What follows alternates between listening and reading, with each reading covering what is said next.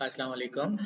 आज के सेशन में हम बात करेंगे इंजीनियरिंग की फ़ील्ड के बारे में, जिसे अक्सर आम ज़बानों में कहा जाता है कि सबसे ज़्यादा जो बेरोज़गार कौम घूम रही होती है वो ज़्यादातर इंजीनियर्स होते हैं। बेचारे पढ़ने के बाद जो है फिर वो अल्टरनेटिव जॉब्स या दूसरे पाथवेज़ की तरफ चले जाते हैं।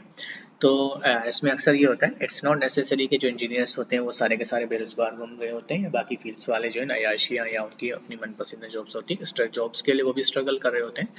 तो आज के सेशन में बात करेंगे कि एज एन इंजीनियरिंग, अगर आप कोई बच्चा प्री इंजीनियरिंग से पढ़ता है तो उसके पास यूनिवर्सिटीज़ में इंजीनियरिंग के परसू करने के कौन कौन सी फील्ड्स होती हैं। तो आपकी स्क्रीन पे कुछ चीज़ें शो हो रही हैं, जिसमें से तकरीबन 5 ऐसी फील्ड्स हैं। आफ्टर प्री इंजीनियरिंग आप इन इंजीनियरिंग के प्रोग्राम का हिस्सा बन सकते हैं।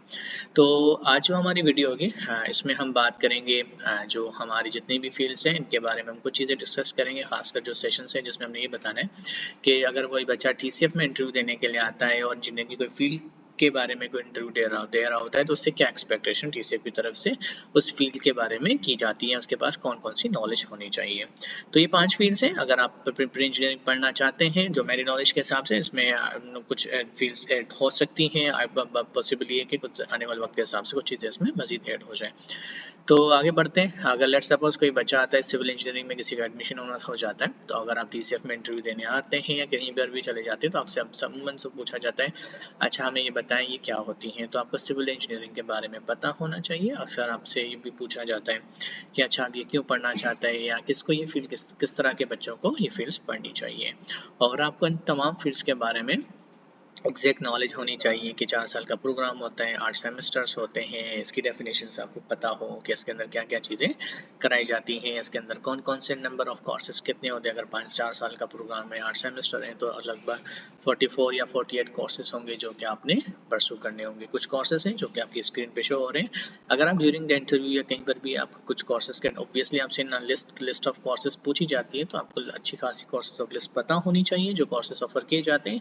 आप जस्ट लिस्ट नाम नहीं बताएं, बट आपको उनके बारे में डिटेल भी पता होनी चाहिए। मिसाल के तौर पर आप कहते हैं स्टैटिक्स एंड डायनामिक्स पढ़ाया जाता है, तो आपको एग्जैक्टली पता हो कि स्टैटिक्स एंड डायनामिक्स क्या होता है, इसका ओवरव्यू या उसकी ब्रीफ भी आपको पता होनी चाहिए। तो अब कहाँ से नॉलेज आएगी? यूनिवर्सिटीज़ की वेबसाइट से सर्च करें, इंजीनियरिंग सिविल इंजीनियरिंग लिखें, यूनिवर्सिटीज़ की वेबसाइट से मिल सकता है, ChatGPT से मिल सकता है, गूगल से भी मिल सकता है, उनकी कोर्सेज आउटलाइन से भी आप इजीली ये चीज़ें फाइंड आउट कर सकते हैं। अगर आप सिविल इंजीनियरिंग करेंगे तो आपके पास कौन कौन से जॉब के लेवल हैं, जो कि 2 तरह के होते हैं, entry level and mid level, जो कि आपकी स्क्रीन पे शो हो रहे हैं। आफ्टर परसू की डिग्री कंप्लीट करने के बाद आप किन लेवल पर जॉब कर सकते हैं, और आपकी इंडस्ट्रीज किन किन इंडस्ट्रीज के अंदर आप काम कर सकते हैं। कंस्ट्रक्शन इंडस्ट्रीज हैं, गवर्नमेंट के अंदर भी काम कर सकते हैं, एनवायरमेंटल और ट्रांसपोर्टेशन। अब ये जस्ट जनरल ओवरव्यू इनकम है। कंस्ट्रक्शन इंडस्ट्रीज के नाम भी आपको पता होने चाहिए, कौन कौन सी कंस्ट्रक्शन इंडस्ट्रीज हैं जो कि आपको एज अ सिविल इंजीनियर के तौर पर आपको हायर कर सकती हैं।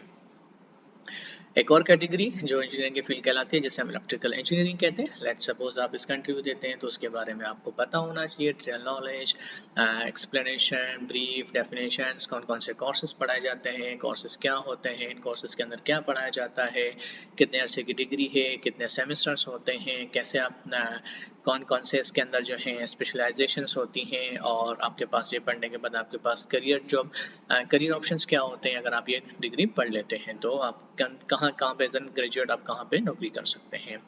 एक और फील्ड जिसे केमिकल इंजीनियरिंग कहते हैं। अगर आप केमिकल इंजीनियरिंग में एडमिशन लेना चाहते हैं तो उसके बारे में आपको पता हो, मेजर या कोर्सेज आपको पता होने चाहिए, आपके स्पेशलाइजेशंस किस में करते हैं, कोर्सेज की लिस्ट, नाम, इनके बारे में डिटेल ब्रीफ और ये सब पता होना चाहिए।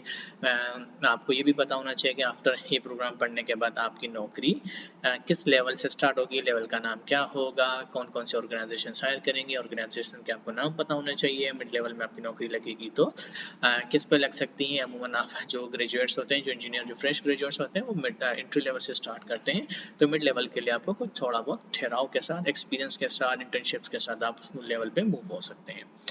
एंड मैकेनिकल इंजीनियरिंग में अगर किसी बच्चे का एडमिशन होता है तो आपको सेम पैटर्न हमारा है कि एज एन इंटरव्यू आपको उस प्रोग्राम के बारे में डिटेल नॉलेज होनी चाहिए, कोर्सेज आपको पता होने चाहिए, सब चीज़ें आपको पता हो उसके बारे में, और आपको इंडस्ट्री नॉलेज पता होने चाहिए, इलेक्टिव्स भी आपको पता होने चाहिए, स्पेशलाइजेशंस भी पता होनी चाहिए, कौन कौन सी इंडस्ट्रीज, कौन कौन सी कौन कौन सी कंपनीज, कौन कौन सी इंडस्ट्री आपको हायर करेंगी, किस डिपार्टमेंट में हायर करेंगी, किस लेवल पे हायर करेंगी, सब चीज़ें आपको पता होनी चाहिए। तो इसको एक दफ़ा रिवाइज कर लेते हैं। अगर आप कोई बच्चा है TCF में इंटरव्यू देने के लिए आता है, वो कहता है कि मैं इंजीनियरिंग से इंजीनियरिंग की फील्ड में जाना चाहता हूँ, तो आपसे सवाल क्या आ जाता है, अच्छा कौन सी फील्ड में, आप कहते हैं सिविल इंजीनियरिंग में, तो आपसे सवाल होता है अच्छा ये क्या होती है, फिर आपने उसके बारे में ओवरव्यू ब्रीफ डिटेल बताना होता है, फिर आपसे पूछा जाता है क्यों पढ़ना चाहते हो, आपको उसकी साइंस रीजंस बतानी होनी चाहिए, फिर आपसे पूछा जाता है इसमें कौन कौन से कोर्सेज पढ़ाए जाते हैं, आपको कोर्सेज पता होने चाहिए, आपने कोर्सेज के बारे में ओवरव्यू ब्रीफ देना है, लिस्ट ऑफ कोर्सेज हो, कोर्सेज के अंदर क्या क्या पढ़ाया जाता है, अच्छा आप पढ़ के क्या करना चाहते हैं, किस चीज़ में स्पेशलाइजेशन करना चाहते हैं, आपकी नौकरी कहाँ पे लग सकती है, किस इंडस्ट्रीज के अंदर लग सकती है, किन कंपनीज के अंदर लग सकती है, तमाम के तमाम नाम आपको मौजूद होने चाहिए। तो आज के सेशन में जस्ट हमने एक ओवरव्यू दिया कि एज एन इंजीनियरिंग करने के बाद, प्री इंजीनियरिंग करने के बाद आप इंजीनियरिंग की फील्ड में रहना चाहते हैं, तो आपके पास कौन कौन से ऑप्शंस मौजूद हैं।